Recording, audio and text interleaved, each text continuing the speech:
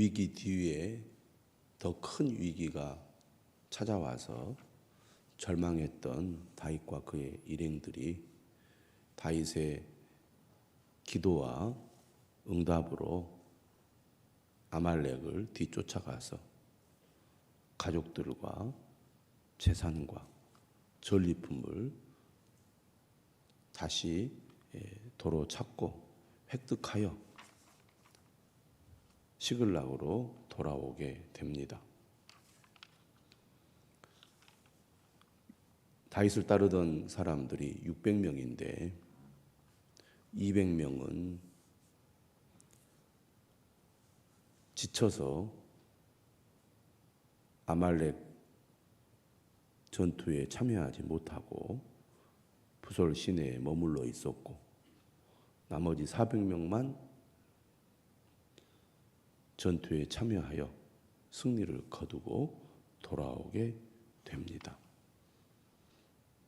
21절이죠. 다윗이 전에 피곤하여 능히 자기를 따르지 못하므로 부솔 시내에 머물게 한 200명에게 오매 그들이 다윗과 그와 함께한 백성을 영접하러 나오는지라. 얼마나 감격스러운 순간이고 또 다윗과 백성들의 마음에 안도와 감사와 감격이 있었겠습니까? 그런데 그러한 분위기에 찬물을 끼얹는 일이 벌어졌습니다. 어떻게 보면 위기 때는 더 하나로 뭉치는 계기가 되지만 모든 것이 다 해결이 되고 평안해졌을 때 새로운 갈등이 일어나서 분열이 되는 일이 일어날 수 있는 것을 보여주고 있습니다. 오히려 고난의 시기에는 뭉칠 수 있는데 모든 것이 해결이 된 이후에는 오히려 갈라질 수 있는 가능성이 있다는 얘기입니다. 22절에 보니까 다윗과 함께 갔던 자들 가운데 악한 자와 불량배들이 다 이르되 그들이 우리와 함께 가지 아니하였은즉 우리가 도로 찾은 물건은 무엇이든지 그들에게 주지 말고 각자의 처자만 데리고 떠나가게 하라 하는지라. 여기 보면 악한 자와 불량배들이 나옵니다. 이렇게 생각할 수 있죠. 다윗을 따르던 600명의 사람들 가운데는 특별히 악하고 불량한 사람들이 섞여 있었구나. 모두가 다 착하고 선한 사람들은 아니었구나. 이렇게 우리가 생각할 수 있는데 그런 의미로 오늘 사무엘상은 악한 자와 불량배들이라고 말하기보다는 동료들에게 전리품을 나누어 주지 말자고 주장하는 사람들을 그렇게 부르고 있다는 것입니다. 그러니까 본래 악하고 불량한 자들이 아니라 지금 본문에 나오는 것처럼 저들에게는 전리품을 주면 안 됩니다. 이렇게 냉정하게 그들에게 주지 말자고 주장하는 행위를 가리켜서 악하고 불량하다고 말하는 것입니다. 어떤 면에서는 전리품을 분배하는 문제와 관련하여 악한 자와 불량배들이 하는 말이 다 맞는 말처럼 들립니다. 왜냐하면 전쟁의 전리품은 전쟁에 참여한 사람들이 나누는 것이기 때문입니다. 전쟁에 참여한다는 것은 곧 무엇을 말합니까? 자신의 목숨을 바치는 행위입니다. 목숨을 걸고 싸운 것이죠. 생명을 담보로 참여한 것이 전쟁이기 때문에 당연히 목숨 걸고 싸웠던 사람들이 차지할 자격이 있다고 볼 수 있습니다.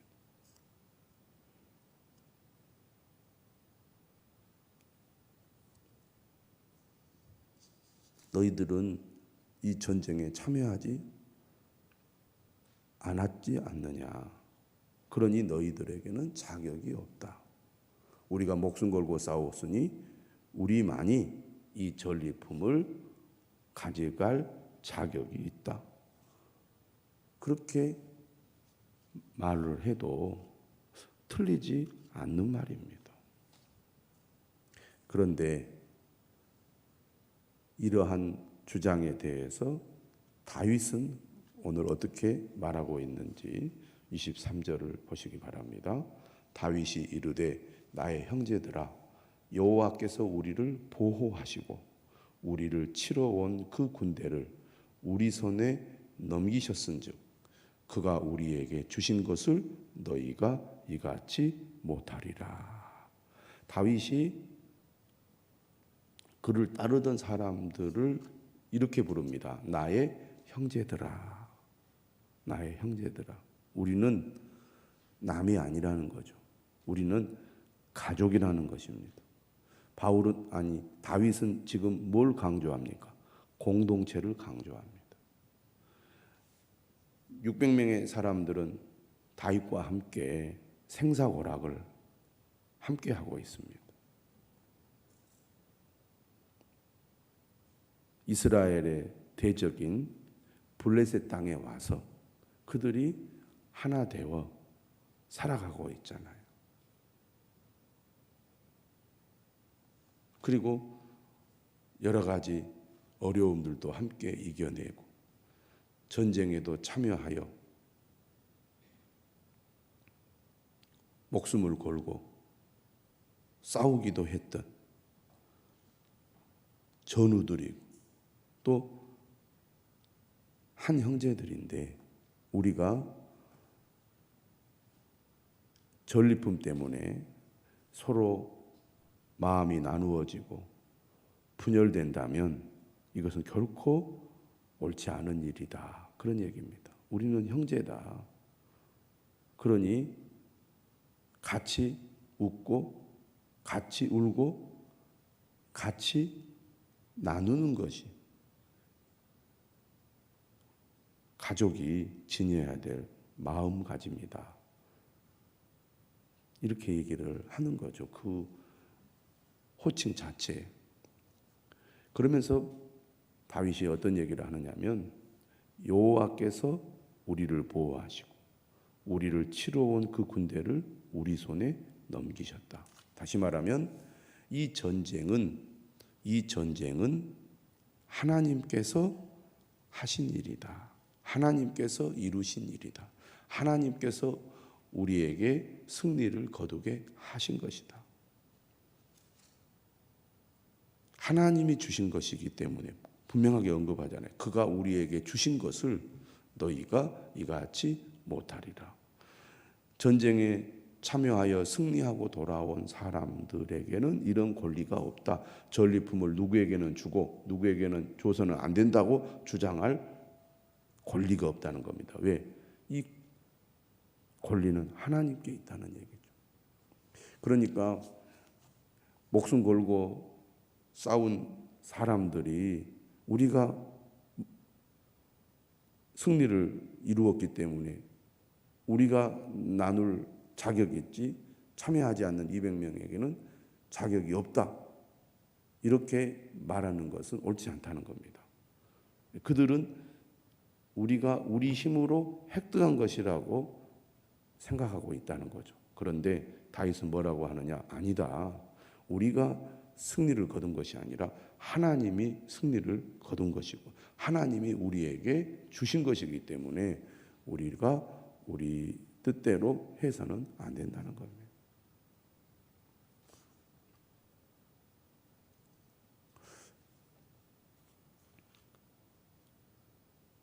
때로는 합리적인 판단이나 합리적인 선택이 좋은 것 같지만 오늘 이 본문의 상황을 비춰보면 매우 냉정한 판단이고 냉정한 주장입니다. 공동체를 깨트린다는 거죠. 우리가 어떤 일을 할 때 이것이 옳으냐, 옳지 않느냐, 물론 그것을 우리가 분별하고 따져야 할 때도 있지만 공동체를 생각하고 무엇이 공동체를 위한 것이고 공동체에 유익한 것인가를 생각하는 것이 우리가 교회 생활이나 신앙생활에서 매우 중요하다는 것을 여기서 알아야 되겠습니다. 또 하나님께서 무엇을 원하시는지, 하나님의 뜻이 무엇인지를 우리가 묻는 자세가 필요하다고 하겠습니다. 24절에 다윗이 얘기하죠. 이 일에 누가 너희에게 듣겠느냐? 전장에 내려갔던 자의 분깃이나 소유물 곁에 머물렀던 자의 분깃이 동일할지니 같이 분배할 것이니라. 직접 나가서 싸운 사람도 나름대로 중요한 역할을 했지만 비록 피곤하여 지쳐서 전쟁에 직접 참여하지 못했던 사람들도 나름대로 자기의 역할을 담당했기 때문에 그들도 충분히 전리품을 나눌 자격이 있다는 것입니다. 그러니까 전방에서 싸운 사람들도 필요하고 후방에서 지키고 대비하는 사람들도 필요하다는 거죠.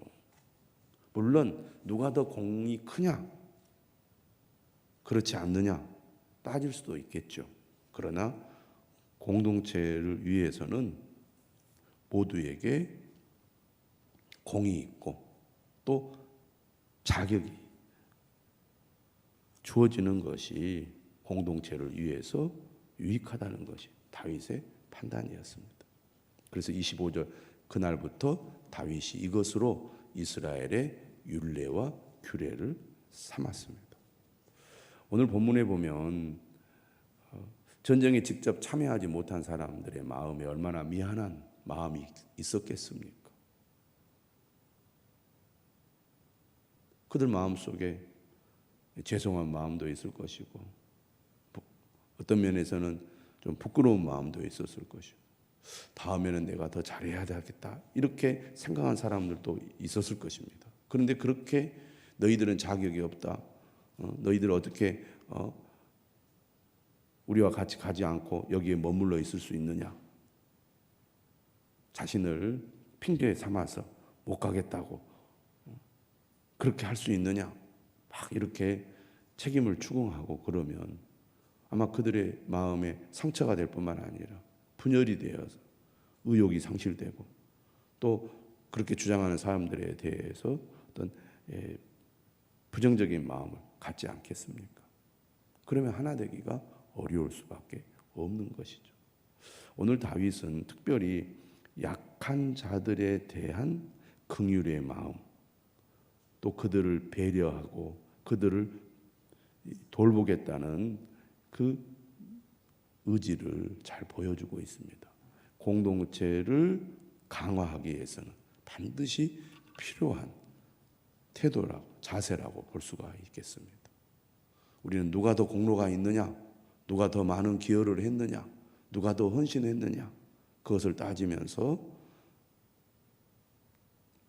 서열을 매긴다거나 서로 구분을 지어서 차별을 한다거나 그런 일을 해서는 안 된다는 것을 잘 가르쳐주고 있습니다. 고린도전서 12장에서 사도 바울이 그렇게 얘기를 하죠. 20절에 이런 말씀이 있습니다. 이제 지체는 많으나 몸은 하나라. 눈이 손더러 내가 너를 쓸 데가 없다 하거나 또한 머리가 발더러 내가 너를 쓸 데가 없다 하지 못하리라. 그뿐 아니라 더 약하게 보이는 몸의 지체가 도리어 요긴하고 우리가 몸에 덜 귀히 여기는 그것들을 더욱 귀한 것들로 입혀주며 우리의 아름답지 못한 지체는 더욱 아름다운 것을 얻느니라. 그런즉 우리의 아름다운 지체는 그럴 필요가 없느니라. 오직 하나님이 몸을 고르게 하여 부족한 지체에게 귀중함을 더하사 몸 가운데서 분쟁이 없고 오직 여러 지체가 서로 같이 돌보게 하셨느니라. 몸 가운데서 분쟁이 없고 오직 여러 지체가 서로 같이 돌보게 하셨느니라. 공동체는 서로 하나가 되기 위하여 더더욱 약한 지체를 더욱 돌보고 더 귀하게 여겨야 한다는 겁니다. 다윗은 이러한 정신을 가지고 전쟁에 참여하지 못했던 200명의 사람들을 긍휼히 여기고 그들을 배려하여 그들도 전쟁에 참여했던 400명과 똑같이 전리품을 나누어 주었던 것입니다. 그렇게 함으로써 다윗의 리더십은 더욱더 강화되고 또 다윗을 따르던 사람들은 더욱 하나가 될 수 있었던 것이죠. 26절에 보면 다윗은 거기에 머무르지 않고 전리품을 그의 친구 유다 장로들에게 보냅니다. 여기에 나오는 지역들은 주로 유다 남부 지역에 있는 성읍들인데요. 비록 다윗은 망명하여 블레셋 땅에 있지만 그는 하나님의 기름 부음 받은 자로서 앞으로 그가 섬겨야 될 백성들을 후원하고 또 그들에게 선을 행함으로써 하나님의 선택받은 지도자로서의 면모를 보여주고 있습니다. 그러니까 하나님이 주신 은혜를 자신을 직접 따르는 사람들이나 자신만 누리고 마는 것이 아니라 다른 사람들에게도 흘러보내서 하나님의 은혜를 나누고 있는 것이 오늘 본문 마지막 부분의 특징이라고 하겠습니다. 보라, 여호와의 원수에게서 탈취한 것을 너희에게 선사하노라. 그래서 다윗과 그의 사람들이 왕래하던 모든 곳에 이 전리품을 보냄으로써 다윗은 더더욱 하나님께 영광을 돌릴 뿐만 아니라 유다 지역에 있는 많은 사람들로부터 지지를 받는 결과를 얻게 된 것입니다. 우리가 하나님이 주신 것을 가지고 우리의 재능, 또 우리의 물질, 우리의 모든 것들을 사용할 때 하나님이 주셨다는 믿음을 가진 사람은 나만 혼자 그것을 누리는 것이 아니라 다른 사람들에게 나누고 섬김으로 하나님의 은혜가 내 주변 사람들에게도 흘러가게 한다는 것입니다. 오늘 우리도 이러한 믿음, 또 이러한 삶을 통하여 하나님께 영광을 돌리고 또 하나님의 은혜가 우리의 삶을 통하여 다른 사람들에게 흘러가도록 해야 되겠습니다. 이 은혜가 저와 여러분들에게 있기를 주님의 이름으로 축원합니다.